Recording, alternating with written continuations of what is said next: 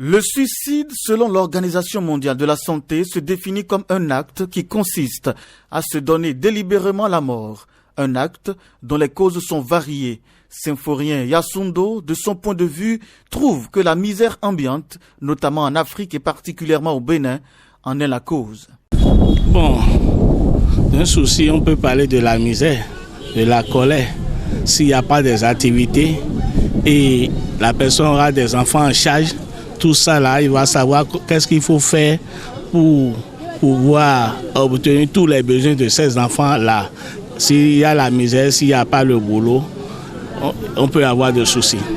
Marius Bossou, dans l'exercice de son métier de chauffeur, est souvent témoin des discussions de cette nature, animées par les passagers à bord de son véhicule. Pour lui, rien ne peut justifier cette cruauté.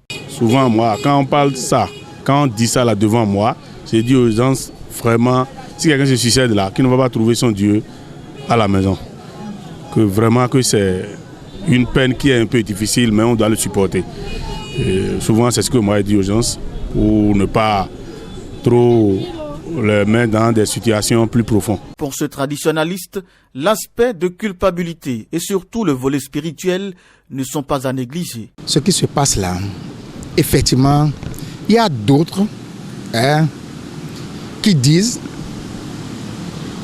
je vais le faire pour quitter parce qu'ils ont fait quelque chose du mal.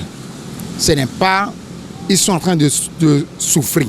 C'est pas ça nécessairement. Parce que ils ont fait quelque chose, si les enquêtes sur les enquêtes, si finalement on voit que c'est telle personne qui a fait la chose, ça va être une honte pour la personne. Donc si c'est ça, il peut prendre l'acide, il peut prendre quelque chose pour mourir, c'est comme ça qu'il peut se suicider. Ça c'est un autre paragraphe. Mais le plus pire en Afrique, précisément, c'est l'affaire de la sorcellerie. C'est bien que toi, si un homme, tu ne peux pas te lever et dire que tu vas te suicider sans quelque chose ne te pousse pas. S'il y a quelque chose qui te pousse, si tu veux aller te suicider, la chose va te dire vas-y, vas-y, vas-y. En ce moment, tu n'aimes plus toi-même.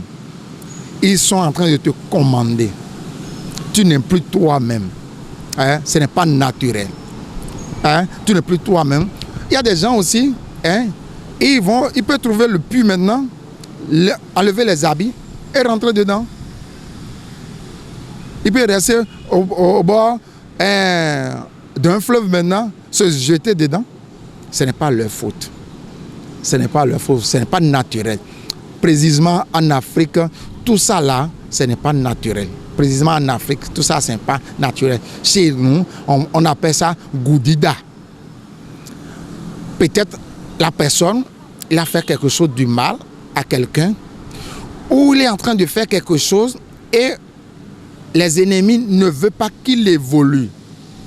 Quand est-ce que tu es né? Tu es l'enfant de qui? Je vais vous donner un exemple. Il y a un monsieur qui a violé son enfant. On a passé par lui parce qu'on veut l'enfermer pour gâter tes trucs. On veut l'enfermer. On sait que s'il a fait 1 an, 2 ans, 3 ans en prison, toute chose va se gâter. Donc on a rentré dans ce monsieur et ce qui l'a poussé, il a violé son enfant. Ils ne le savent pas. Arrivé en prison, qui s'est réveillé, qu'est-ce qui m'a mené ici? On l'a expliqué la chose de long à large. Son enfant est venu, il a trouvé de long à large.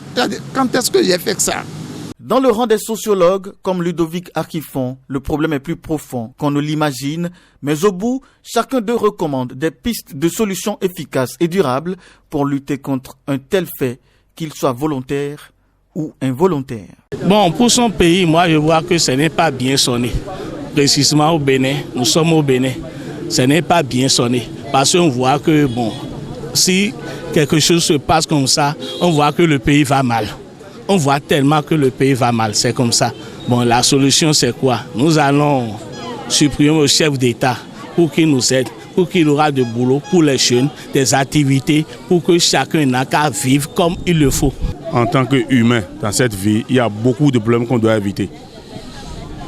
Et surtout, nos collaborateurs qui sont avec nous, il faut essayer de se parler, de s'entendre, d'écouter son prochain pour voir ce qui est peut-être ces anomalies pour essayer de corriger.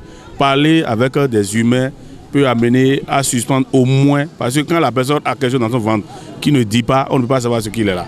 Il faut te protéger de tout sort. Il faut te protéger. Si tu es musulman, tu fais prière et tu respectes les totems islamiques.